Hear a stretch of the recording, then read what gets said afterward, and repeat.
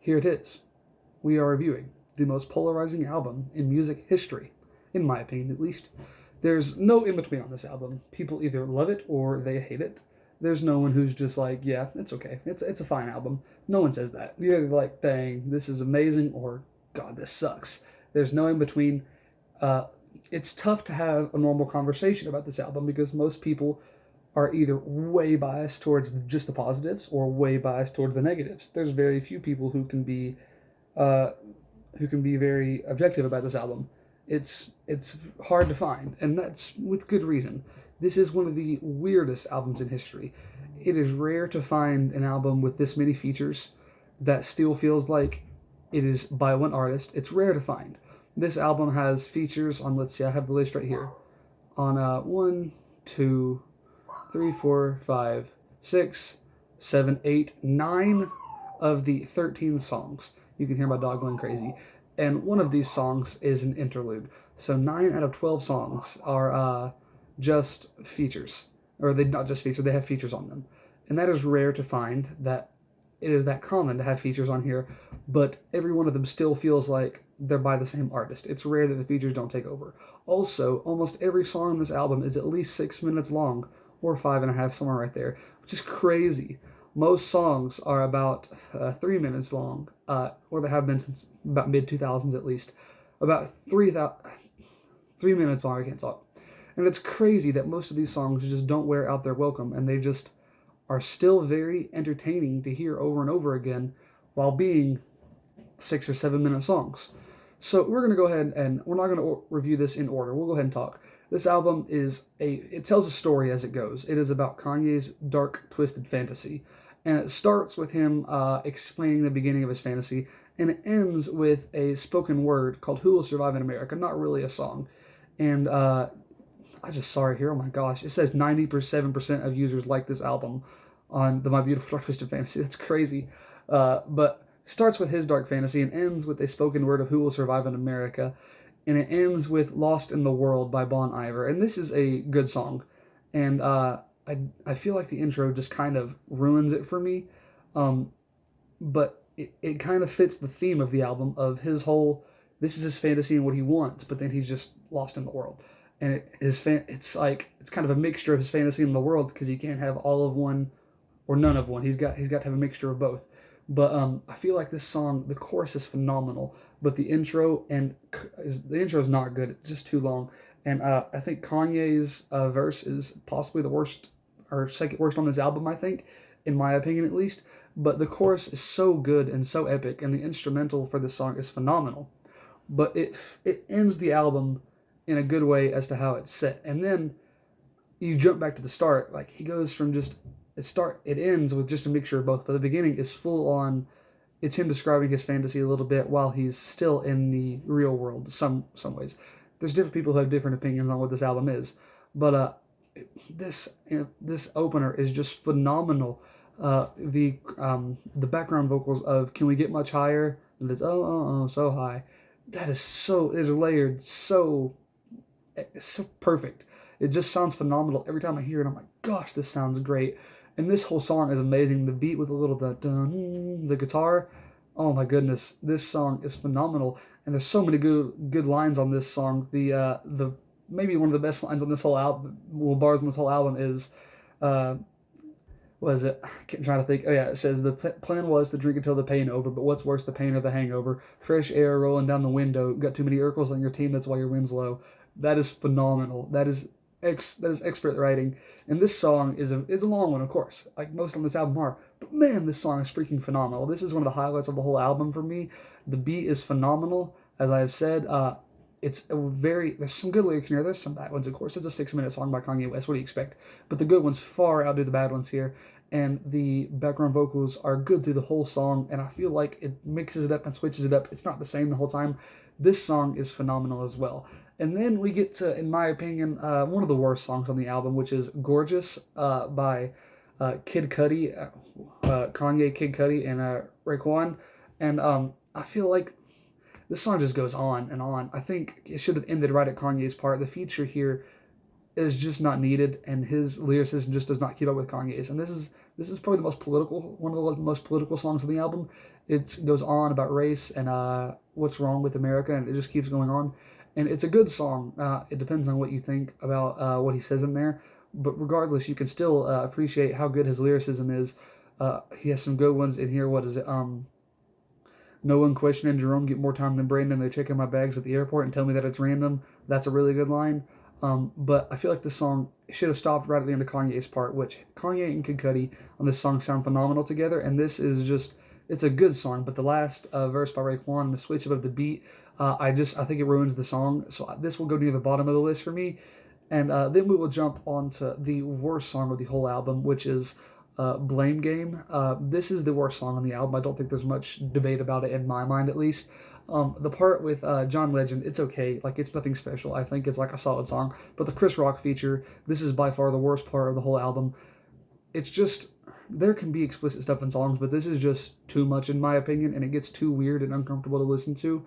I feel like this is the worst song by far and the worst part of the album. I feel like this whole feature just should not have even ever been inside the album. It's not good. It just goes on, and it just doesn't end, and it's very awkward to listen to, especially when it's with other people. This is a song that I skip every time, and besides that, the Kanye and the John Legend part just does not interest me at all, and I find it quite boring. And then we get to, right before this, you have, no, I don't cuss, so I'll say Heck of a Life.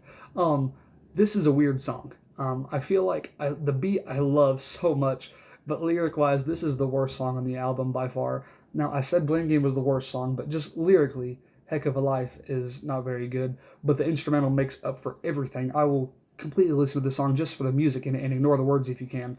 But I won't go in depth on the lyrics, but it's very weird. I feel like some of this is just so awkward, just like the Chris Rock stuff. Some of it just gets so inappropriate. It's not that it bothers me too much, but just so much of it gets very uncomfortable, and at some point it does start to bother me when there's so much of it. And this song, it's weird, man. I don't know. The chorus just goes on and just doesn't stop. And not the chorus. I mean, the song just goes on, and it's one of the shorter ones, but I feel like it gets repetitive, and it's not a good song at all. I won't go much more into it. So now that we've got Who Will Survive in America will go as the spoken word. It will go into the negative parts of the album for me. Yes, it jumps into the negative because I feel like it's not really relevant to the album. I feel like it doesn't need to be there. So at this point, we've gone over the negative parts of the album, and from here on out, this is where it gets good. We already had Dark Fantasy at the beginning. We started right there, and that kind of set the tone for the whole album as for what I'm going to talk about from here on out.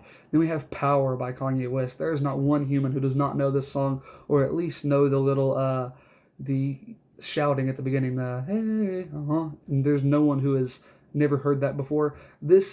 A lot of people think this is Kanye's best song.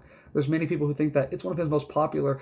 Goodness gracious, his second and third verse on this song is A++. It is phenomenal. This song is amazing. The beat is extremely good. The drums, it's just, as someone who plays drums, you notice this stuff. Just the rolling on the snare and the hi-hat the whole time. Like, it's not a simple beat. It's very exquisitely layered. It's just very good. Kanye's writing is great. And the chorus is just memorable. No one man should have all that power when he knows that he does. You can listen to the whole album and tell that he knows how much power he has. And it's just so well done. And this is where he kind of sets off at the end. He says, jumping out the window, letting everything go. Like, this is where his kind of death is, and then the beautiful fantasy of his starts. But this song is phenomenal. The second and third verse, I feel like they just flow so well, and I just don't want them to end. I'm just like, just keep going. It sounds great. The flow in this song is exceptional. It goes great with the beat. The yelling in the background, or the yelling, the shouting, whatever you want to call it, of the sample is just so good. And the breakdown at the end of each chorus, the 21st century gets my man, it's just phenomenal. And this song is like 5.5 minutes long, but I never care. I'm just like, just keep going. I really don't care. And then the added synthesizer at the end, and the sample of like, you don't sleep. I just kind of just yelling. This song is A+. This could, some people think this is the best song on the album. Like, there's different days. I'm like, if you want to say this is the best one, I don't care. Jump right into it. Then we have All of the Lights interlude. This is just interlude. It's just kind of piano and violins. And there's not much to say about this. I think it's a good interlude. I feel like it's well done. It sounds very pretty and very clean. And that's all we'll really say about that. Then we jump right into All of the Lights with Rihanna and Kid Cudi and about 15 other people. No one knows exactly who all's in this song. There's been a lot of rumors of who and who not, but it's hard to tell the exact count of how many people are in this. But there's been some people who say upwards of 20, and some say about 13 or 14. But goodness gracious, wow, this could also be the best song on the album if you want to say that. It depends on the day. I wouldn't complain if this was your favorite song. This might be Kanye's most popular song. Everyone knows this one as well, but the beat, the dun dun dun dun dun dun dun dun dun dun dun dun, the beat to this song, oh my gosh, it's just exceptional. Wow, it's great, and the chorus with Rihanna is phenomenal. Kanye's verses are amazing. These are some of his best, well-written verses, and they just flow so well. And this is another song. I'm just like, just keep going, don't end, please. We're 6 minutes in. I don't care, keep going. And the bridge, Rihanna's short verse is great. Then the dropout, the build back up with a little dun dun dun dun. Man, it's hard to talk about some of these songs because they're long ones and it's hard to fit everything. This is a song I'm struggling to like say everything I want to say, but goodness gracious, this could be the best song on the album. If you want to say that, I wouldn't complain. It's so well done, and the build up at the end, bring all 15 people back in right after they all drop out for Rihanna and bring all the instruments back in, and they're going all the way this time. It just, man, this song is so good. I love the loud drums. The snare in this song is not a normal snare, and I love the way it sounds. Oh man, I gotta stop it. I'll go on for that. The song forever. This is another A+ song. Then we get on to the 6th song on the album. Let me go ahead and tell you, you could say this was the best song on the album, and I would not complain. It's Monster with Nicki Minaj, Jay-Z, and Rick Ross and Kanye West. Wow, this song is so good. So good, so good. We're going to go ahead and say it. This Nicki Minaj verse is her best verse in history. I don't think there's anyone debating that. This song is just exceptional, and it is probably the best work of her career, the best 2 minutes of her career. Kanye's verse, phenomenal. Every person I hear this song, they all say, if you want to make it number one, you're number two now. That line oh gosh, that's just what I notice every time. But the intro, I love the I'll shoot the lights out with like, oh, it's really deep voice. I love it. Sounds so good. Rick Ross with a great intro into this song. I think it only has 4 lines, or it'd be 4 full bars, but man, it sounds great. This is a really good song. The beat is so basic, but it works so well. It doesn't need to be anything because this is a full rap song where they are just showing off how well they can rap. And then the Jay-Z's verse is good. It's not phenomenal. I feel like everybody want to know what my Achilles heel is. Love, I don't get enough of it. That line kind of sucks, honestly. But this song is phenomenal. A++. This is another song that sometimes I'm like, this is my favorite one from the album. Then we get onto a little bit of a different one. There's a lot of people. It's not all written down here. So Appalled with Jay-Z, RZA, what's his name? I can't even talk. Pusha T, goodness gracious. And one more, I can't remember his name. 1 or 2 more. But this song is good. I feel like it does go on a little too long. And some of the lyricism kind of falls off later on in the end. I feel like this song didn't need to go on as long, but it is still one that I very much enjoy. And I love the beat with the little, like, the yells in the background, like the... It's kind of tough to do it like they do it, but it just kind of comes in and out as the song gets harsher and harsher as it goes on. Man, this song is... This is great, and I love Kanye's verse. I feel like the best verse on the whole song, though, is Pusha T's. He's got my favorite one. There's not much to say about this one. It's just a solid song. I wouldn't say great. I wouldn't say bad. It's just a good song. And it's a long one. I feel like it goes on for too long, but this is a good song. And then we've went over everything except there are 2 songs left. And these are probably my 2 favorite songs in history, and they're back-to-back on the same album. We have first up, we'll go ahead and do my favorite one. That is Runaway by Kanye featuring Pusha T. Straight up, this is my favorite song in music history. It really is. The intro of just the piano key for about the first 25 seconds, then it finally switches the key, then adds the drums. Then look at you. And, oh my gosh, ladies and gentlemen, this is the best song ever. And Kanye's, the chorus is phenomenal. It's just legendary, and everyone remembers it. There's not one person, like, every time I let someone hear this song, if they never heard it, they just look at me as soon as the chorus starts. They're like, are they serious? Yes. The chorus is phenomenal, and the verses, man, it's just, Kanye's rarely vulnerable. He's one of the most cocky people in history, but this is just a vulnerable song, and you can tell he means every part of it. And the chorus is great, and the synthesizer with the coming in right after the chorus and during Pusha T's verse, oh, it's perfect. Oh, man. And then Pusha T's verse. So good. One of the best of Pusha T's career.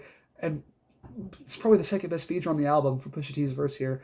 But knowing the backstory to this song before we get into the end of it, is that this was after the Taylor Swift thing, where he went up there and took the mic from her and said Rihanna deserves this award. I think it was Rihanna, I can't remember. He goes up there and takes that from her, and this was after his mom had died not too long, and he was the most hated man in the world at this point. Disappeared, comes back, and at the I believe it was the VMAs next year, he performs this like 20 minutes after Taylor Swift performs this song and debuts it, and it just he didn't do the ending, which of course you can't do live, but this was a knowing the backstory, I can't explain the last 3 or 4 minutes of the song. Every time I get goosebumps every time, and it just, I don't know, I just love it. I would love if there could be one person to just hack into Kanye's computer and just get this file and take off the filters, and you can just hear everything that Kanye says. Because some of it is just mumbling, but man, some of this he's just going in, and he's just going on and on. He's talking about something, and this, like I said, he was vulnerable here, and he was sad. This is after his mom had died. He was the most hated man in the world. This is after the Taylor Swift thing. I would love to be able to go in here and hear what he says for all this, but it's probably better if I never know, and I just get to keep listening to it every time. I get goosebumps. I've cried during the bridge of this song with the whole voice coder thing and speaking into the microphone with the filters in it. I've cried multiple times to this. It just gets you, and I don't know why. Every person I've let hear it for the first time, they're just emotional too, and they're like, I don't know why, I'm sad now. It's just phenomenal. It is as good as it. This is music perfection. The intro is great. The chorus is phenomenal, and it's just very simplistic. Like from the verses to the pre-chorus to the chorus, the only thing that changes is they just add an extra slap with the snare for the chorus, and just picks it up, and that's all they add. Like, this is a basic song, and they let the words do the talking here, and that's all that's needed. And then they just add the violin and him speaking into the microphone with the filters and the keys. That's all there is for like 4 minutes straight, and you just don't care. You're just like, just keep going, it's fine. Oh my goodness, this song, I need to stop. I will literally talk about this song forever if you let me. It is phenomenal. This is the best song in history. And then we will go ahead and jump back to number 8. This could very well be my second favorite song in history, and I'm pretty sure it's Devil in a New Dress by Kanye West. This is the best produced song on the album, the best instrumental on the album. This song probably has maybe the best flow of the whole album. I know I said that about Power too. The lyrics to this song are just, there's so many ones that are memorable. Put your hands at the constellations. The way you look should be a sin, you my sensation. I know I'm preaching to the congregation. We learned a lot from Jesus, or we love Jesus, but learn a lot from Satan. Gosh, that's a phenomenal chorus. So good. His verses are phenomenal. I went to the Jamaican spot at the bar, took a seat. I ordered a jerk. She said, "You are what you eat." That's a good line. Oh man, and the Christian undertones in here, talking about the Bible and what happened to religion. Oh, she lose it. I've seen good Christians make brash decisions. Wow, this song is deep, and this is one that just is real. You can feel the emotion in this song. It's so real. The chorus is great. I went over it. The Rick Ross feature, oh my gosh.